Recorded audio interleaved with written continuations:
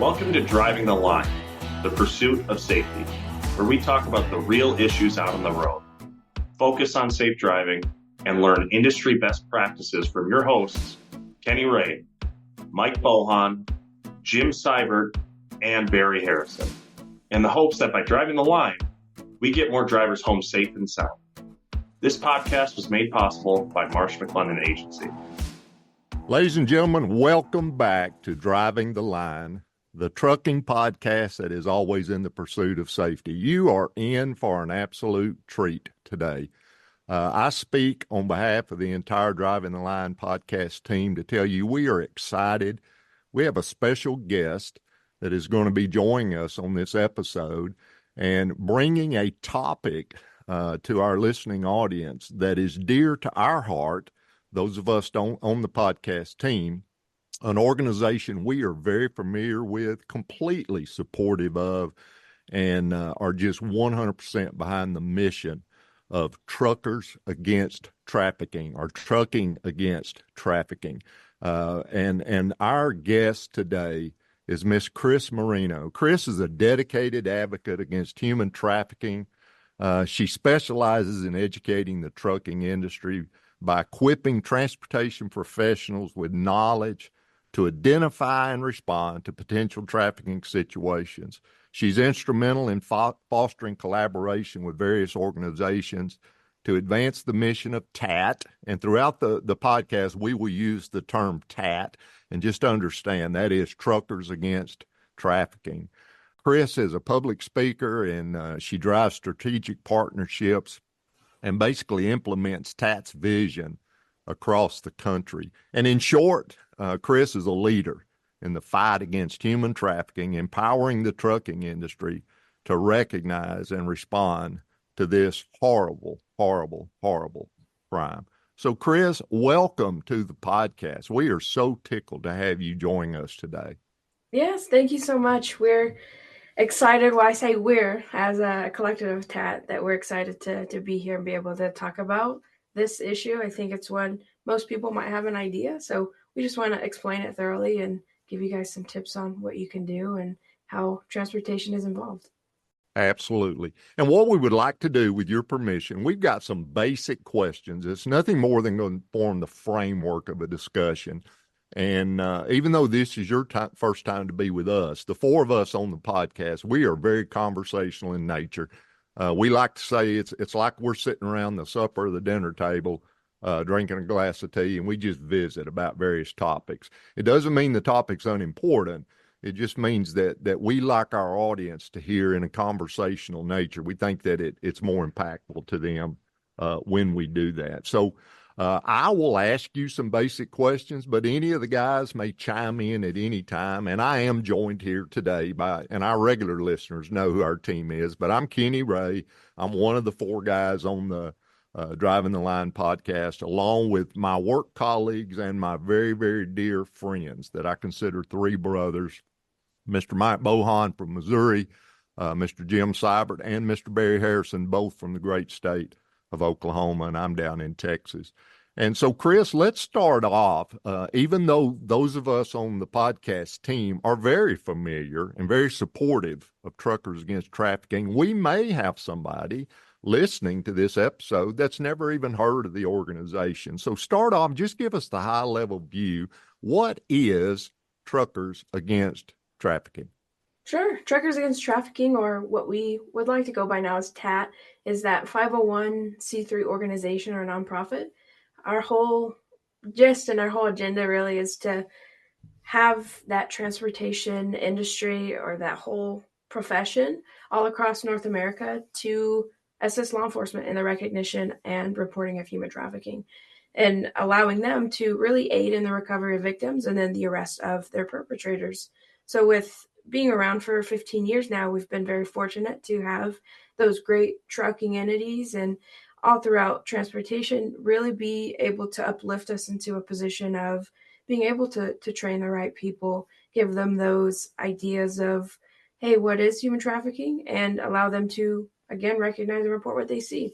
So we've been around for 15 years, and we're very fortunate to have had the ideation of, hey, this is what we want to be down the road, and be able to have trained over 2 million, almost nearly, we were like an inch there, almost 2 million people with this information so that they can really do their part as they're doing their everyday jobs. What an amazing statistic that y'all already almost reached the 2 million milestone of people that have been trained. 15 years. I remember when I first heard about TAT, and I'm a retired Texas State Trooper, and I went to one of the very earliest trainings that y'all put on in the state of Texas. And as I was listening to the speakers, not only was I impressed with your mission and the passion in which the TAT, both the staff and the volunteers that work with your organization had for this mission, I was struck by how innovative the thought was behind this organization. Coming out of law enforcement and even the general public, we've all heard of Crime Stoppers and we've heard of Neighborhood Watch, and there's always been ways that the law enforcement community has tried to involve the non-law enforcement community in providing tips and keeping eyes open and things. But when I first heard the mission of TAT, I thought, how smart of an idea is that to focus on the trucking industry and train truck drivers what to look for to recognize these various, indicators or evidence of trafficking. And so I from the very start, I've just been in awe of the fact that y'all created this incredibly effective organization and what it is you're doing. But tell us why in the beginning that y'all caught the vision that somehow truck drivers, professional truck drivers, and the trucking industry were going to be at the very heart of the solution of this trafficking problem. Yeah, absolutely. So with a little background or context, when TAT began or was founded in 2009, there was really that hope that this organization would create genuine and valuable change throughout the transportation industry. So in saying that, the transportation industry or your truck drivers in its entirety has so much to offer in combating human trafficking. Initially, with that inception, the fundamental idea was that with this industry's numbers, their extensive travels, and then really just the nature of their jobs, that they could provide an extra set of eyes and ears for law enforcement. And this is especially true when in the course of, specifically a driver's job, they are often in those places where they could encounter victims of human trafficking. You think about it, and I do believe that the transportation industry as a whole is 3 times the size of your law enforcement population or the people who work through that law enforcement aspect. And so there's so much opportunity for us to not only recognize and report what we see in those areas of truck stops and your nation's highways, but also in those areas where you might be off of the job entirely, or you might be going through, and that's those city streets or those hotels that you stay in or those bus terminals that you might pass through. And even specifically, not even just your professional driver, but I think we can all attest that in some way, shape, or form, all of us do have a huge part in transportation, whether it's taking your kids to school or going to the grocery store to pack up your fridge. I mean, there's a lot of places where this is very relevant. So believe me when I say that there's no place out of scope for someone to witness human trafficking. When you talk about the fact that truck drivers, not only is the trucking industry larger than the law enforcement population in our nation, but you could take a truck stop or a rest area or a parking lot of a hotel, some of the places where some of these young people might be being trafficked. And if a police car drives through that, obviously whatever's going on is going to shut down. But a truck can pull into one of those locations, and that trafficking activity will just keep right on going on. And so when you've got that trained truck driver sitting behind the wheel of that tractor and he pulls into one of these locations, he can see things that if a police car pulled in would instantly be taken away. And so, I just stand in reverential awe of the model that y'all developed, and I'm so very proud of the way that y'all did that. I want to tell you the four of us on the podcast, the four hosts, and this isn't what we do full time. We actually have day jobs, but one thing we all do, we're involved in training. We teach truck drivers and we teach safety courses all over the U.S. And I tell you that to tell you because I know that one of the biggest initiatives of TAT is your training. So talk to us for a few minutes, and I'm going to invite my co-hosts because they're all gifted instructors and all gifted trainers. And one of our team, Mr. Barry Harrison, still holds a CDL. He's a former driver. But talk to our audience, and you may get some interaction here from our podcast team. What are the training initiatives? What does training look like? What is the goal of TAT when y'all go out and conduct training? Yeah, so you are so on. Our biggest initiative, and in my opinion for TAT, is to really just put out training. We want people to acknowledge what human trafficking is and the very depths of the definition and its history, as well as having those points of interaction or those points of acknowledgement to really notice those red flags or have in their pockets questions to ask if they find themselves in one of those situations of seeing human trafficking being active. But really, depending on what you do in the industry, we have multiple trainings available. Specifically, training videos is where we kind of hit that point or target.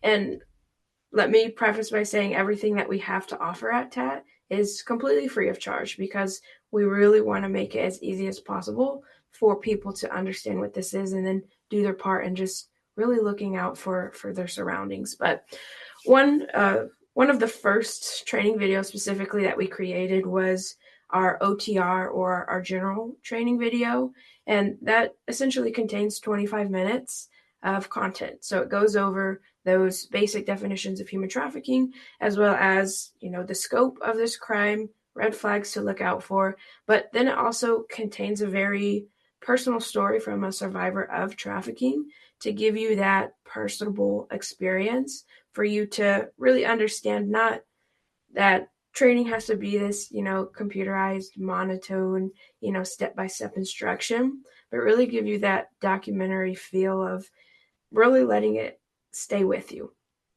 With that, it allows you to understand this crime at its most basic level, and that's why it's so important. But a couple other things that we've come out with in the past couple of years actually is a local drivers training. So really more specific to those professional drivers who work in and around our communities.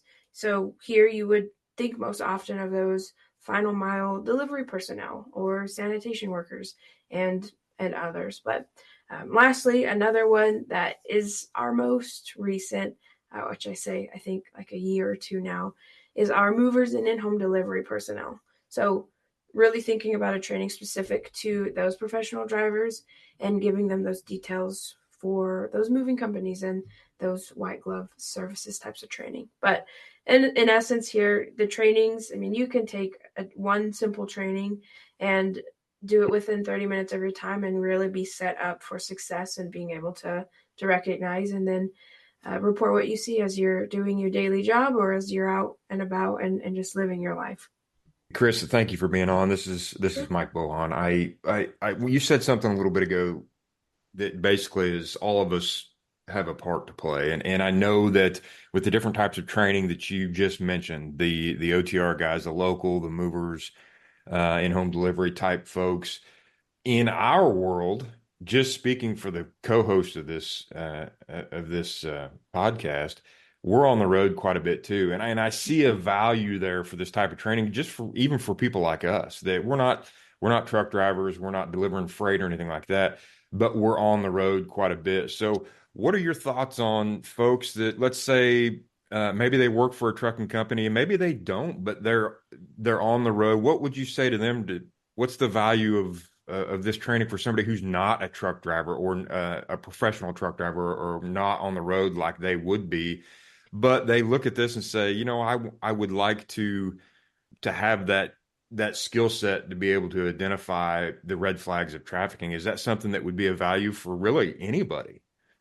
Yes, absolutely. And that's one of the reasons where this wasn't mentioned before, but if anybody's been familiar with TAT, we have looked a little different the past 6 months now. And with that, that is that rebrand of we want essentially is to better communicate our identity to all of those who have actively helped us within the last 15 years, but also make sure that we are inclusive to every entity, whether it be every job title or every entity within the industry, I should say, to fight against human trafficking. So, with saying that, I think it's very important for us to acknowledge that, yes, being identified as TAT in this inclusivity, we also want it to make it very known that you might be a truck driver and you might not be. And we want to target you as well.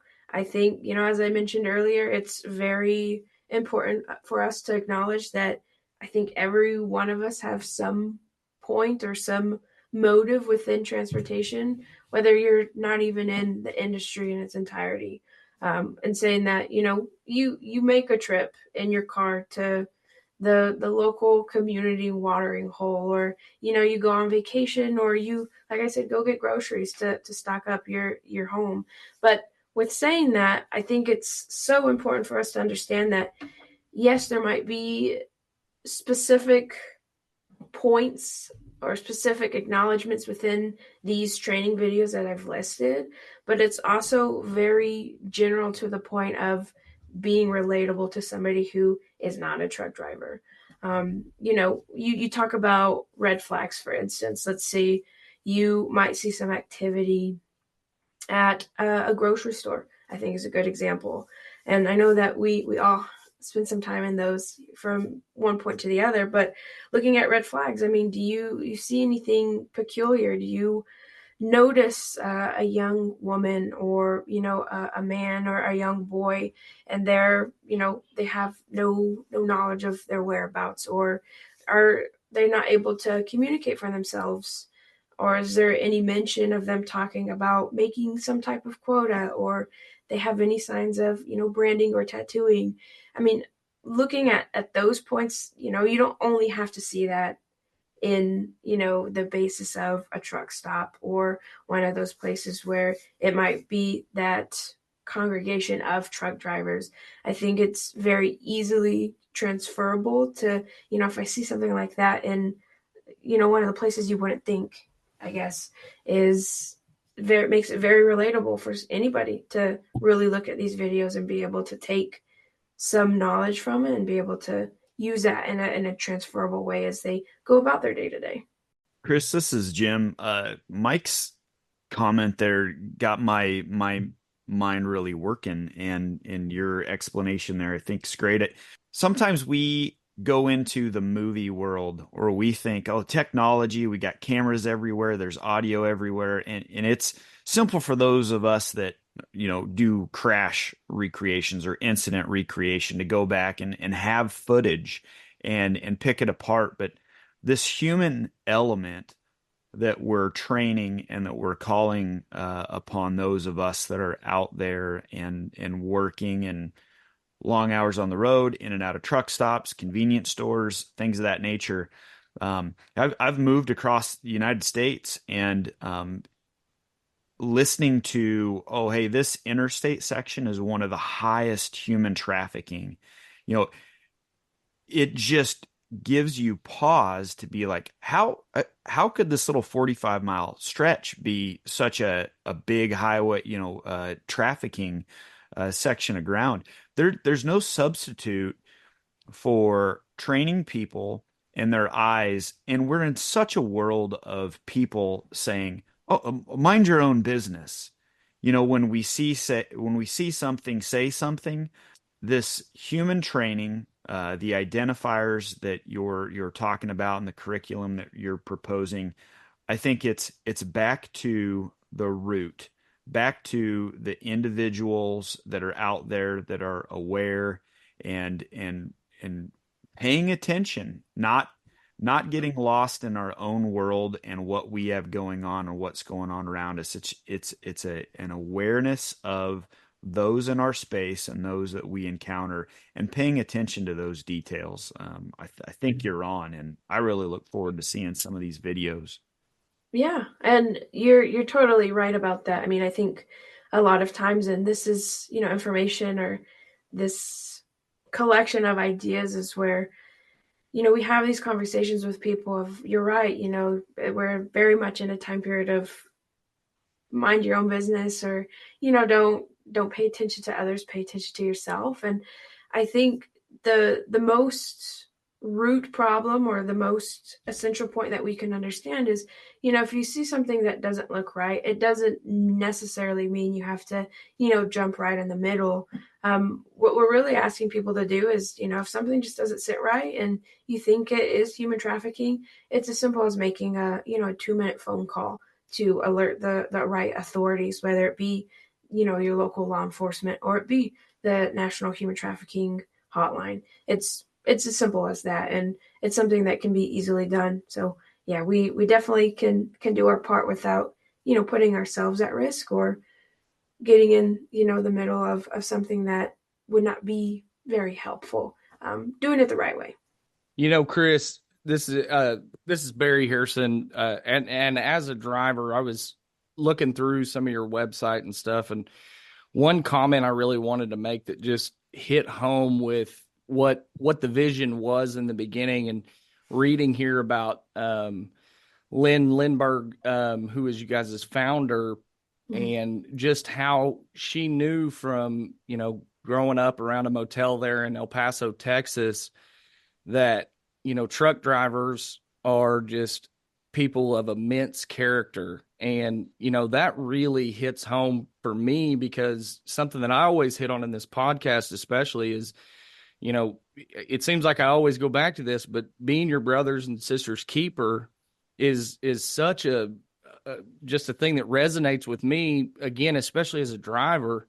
And, for her to have the vision to say, here's an industry that reaches all points of our continent, but B, these are good men and women who want to be their brothers and sisters keeper, and want to have those resources available, because, it goes back to me for, when a driver has an incident or an accident, or if they get pulled into a scale station or something like that, if you don't have prior training to that, right? If we see something that doesn't set right, if you don't know what to do, like you said, make that 2-minute phone call, you just don't know to make it. So if you don't mind, can you elaborate a little bit more? I saw that she had her daughters read a book in the beginning, I think it was, and that kind of spurred the whole TAT movement.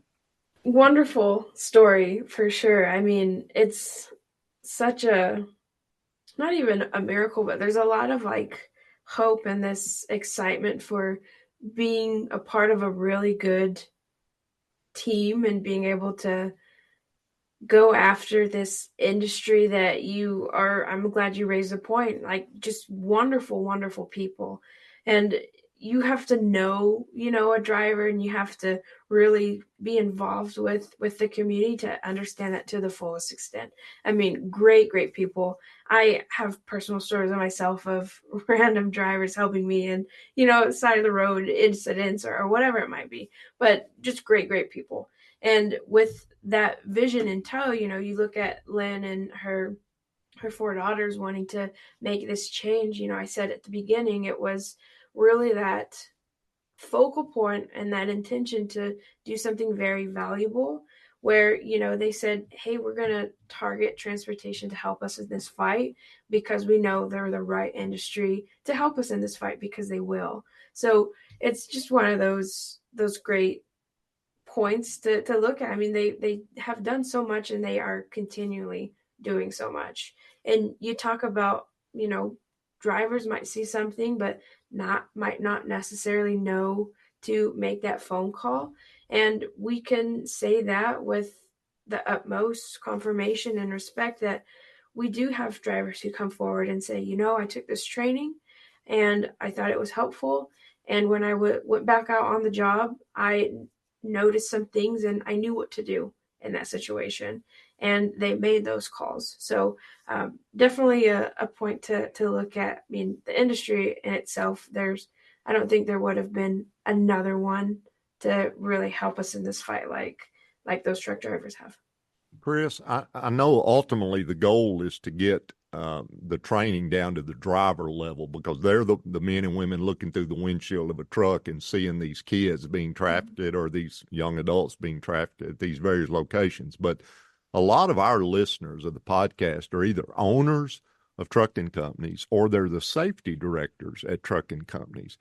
Now, if they're listening to your presentation and they're sitting there saying, you know what, I've got 25 drivers, or I got 2,500 drivers, or however many they may have, and they say, how can I get involved? How can I get my company involved? If I want to get my drivers trained, what do I do with my trucking company? How can a motor carrier that may not currently be involved with TAT get involved? What are the steps they need to take as a trucking company so that their drivers eventually get this fantastic training? Yeah, I mean, and we talk about training, one of the places to start is definitely that's a huge push for people to be involved, but there's a multitude of ways to be involved and help bring this awareness to what human trafficking is and what you can do. So with starting there, you can share the information. You can simply share, I know this great organization, and that could be inviting people to listen in on webinars that we have or podcasts, be involved in that, or even have TAT come out and do an in-person meeting to talk about what human trafficking is and what they can do as a collective. But with that, all of our resources, and I've mentioned it time and again, are completely free of charge. So you're really able to request our free materials as well. And if you go to our website, our training library specifically, it gives you all of the resources that we currently have.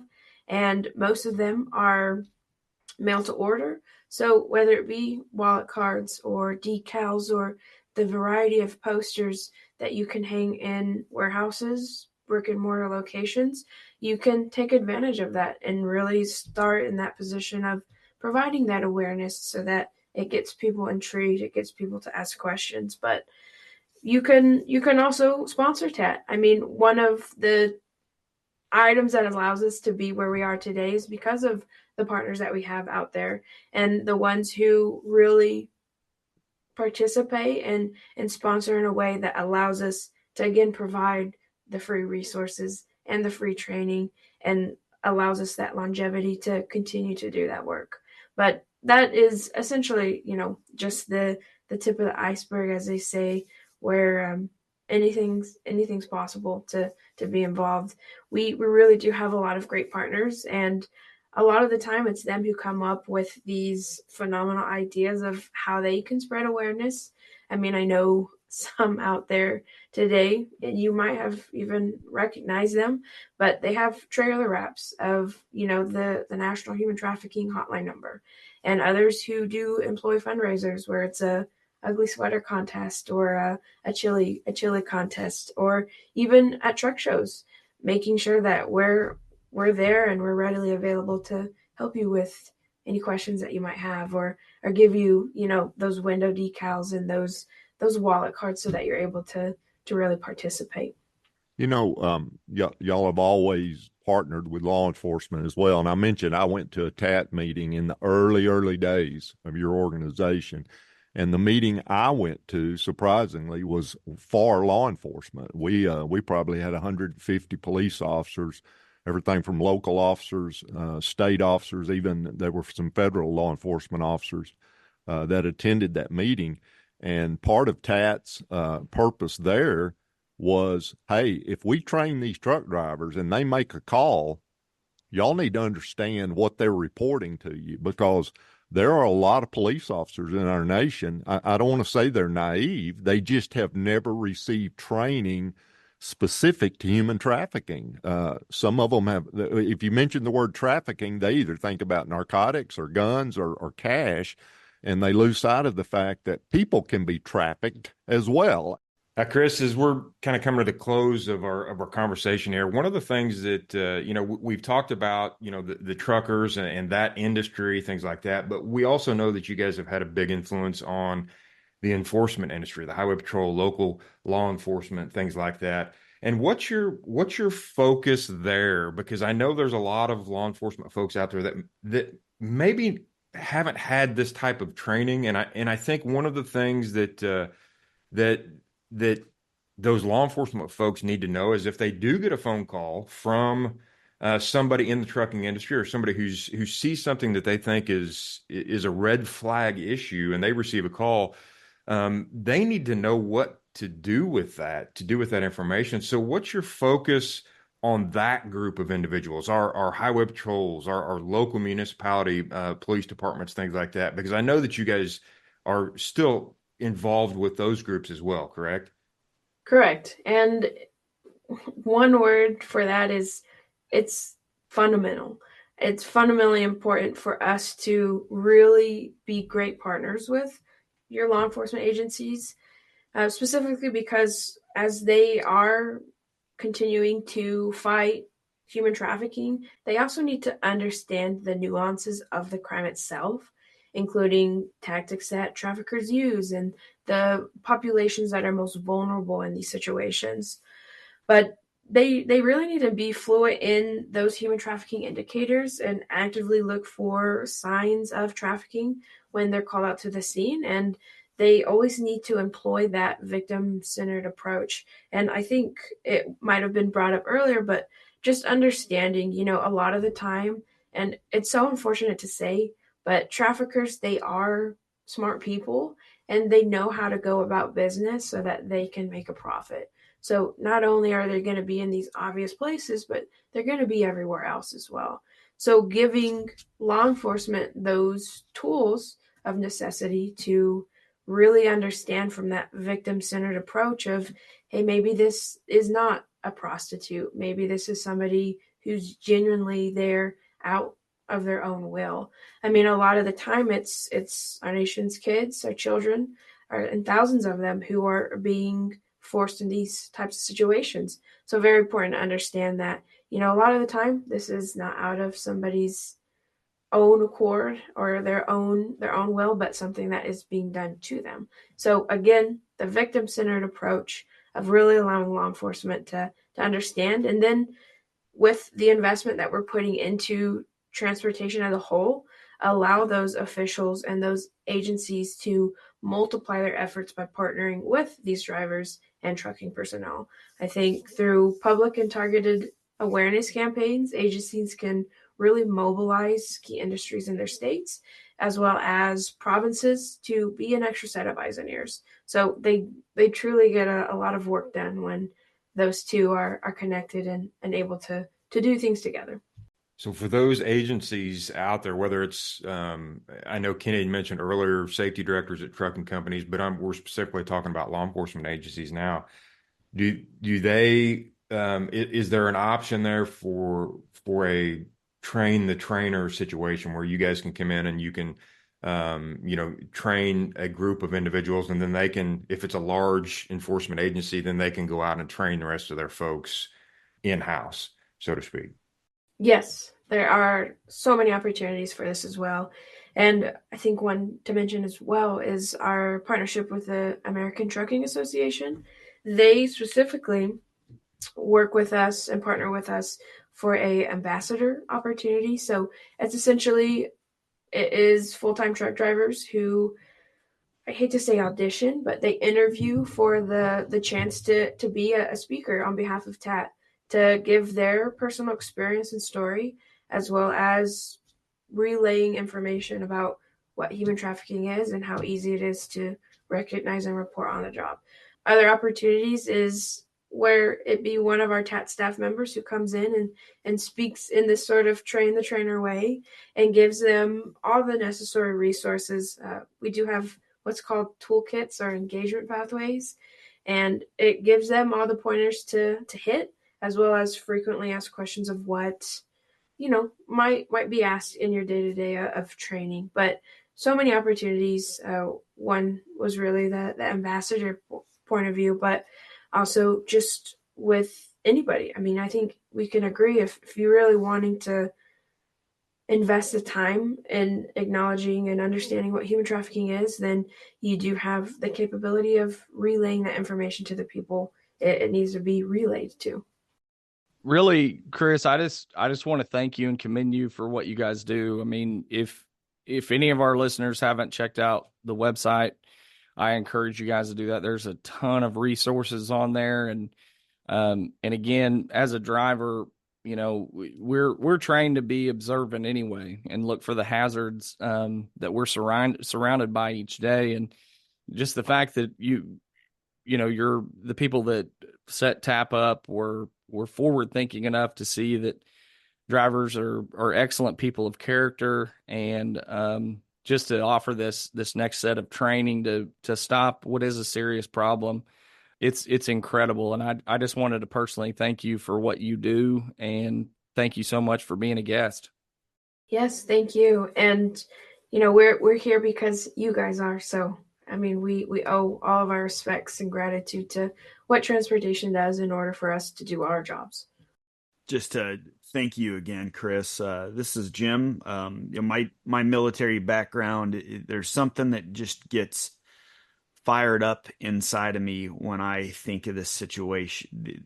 Just trafficking in general. It makes me sick. It makes me mad. It makes me angry, and it makes me want to do something about it. And this is what normal, everyday people can be a part of, the more awareness and the training that we can have. And so thank you for being a hero, whether you feel like one or not. Your cause is just, it's so important. And thank you for taking up the fight and educating us about this program that is out there. And I look forward to fighting the good fight with TAT going forward.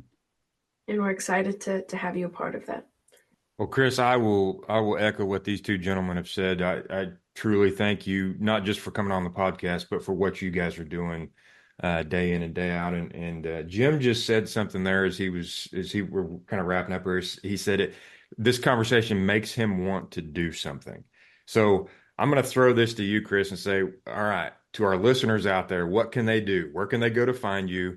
And what are maybe some first steps that they can take right now if they say, just like Jim did, this conversation makes me want to do something? What do I do? Where do I go? A good place to start is our website, which is www.tatnonprofit.org. If you go there, you're going to find a beautiful display, I might add, of information that's going to help you be in action, allow you to really be a part of the cause. So for one, I think it'd be important to look at the work that we do. We work with a variety of industries as well as agencies and have very focused initiatives that people can really be a part of. Another place would be to go to our Take Action tab. I mean, for one, that's going to give you a lot of ways and when and how you can get involved, and then give you that information on how to be a part of this community of trying to combat human trafficking and really recover those victims and arrest their perpetrators.